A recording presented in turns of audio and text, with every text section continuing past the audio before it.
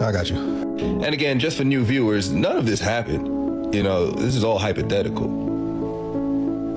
This story takes place in 1920 something. There's a group of vampires playing cards, and the conversation for some reason sways to vampires turning humans into vampires. And this one guy who's been yapping the whole night couldn't help but to tell his story. Nobody really likes him because he's the only one that smokes cigarettes. For some reason, he likes the smell or some shit like that. I don't know. Let's call him Vic. Vic starts telling everybody about the time where he tried to turn somebody. Let's call that person Joe. So Vic's telling the story, and he says he's playing cards with Joe, and a lot of money is on the line. Long story short, they bet on who's going to win the card game, and Vic loses. Turns out Vic made the bet, but he didn't have the money. So Joe, being the businessman that he was, he said, okay, you can pay me back in installments with interest, of course. So Vic says, okay, yeah, I'll take that deal, but what if I could give you something that's worth even more than what I owe you? Joe, being the businessman that he was, he asked him, what do you have? Vic said, immortality. Joe doesn't believe him, and then he says, you know what? I just want my money right now. Just give me my money right now. I don't want to make a deal with you anymore. Vic takes him out to the back and shows him his fangs.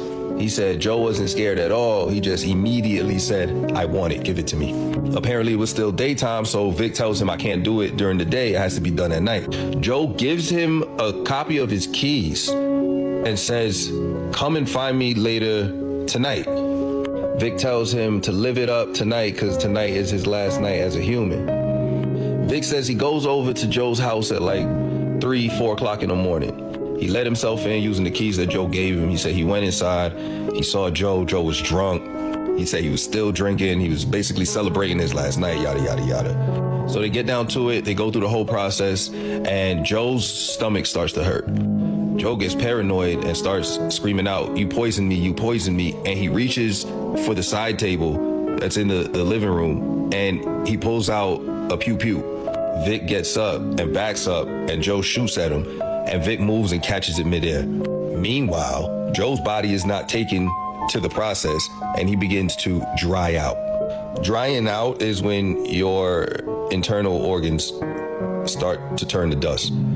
Joe is just now having a full-blown seizure, and Vic says he takes the bullet, places it in front of him, and he leaves. There's a drawer next to the door, and Vic puts the keys that Joe gave him in the drawer.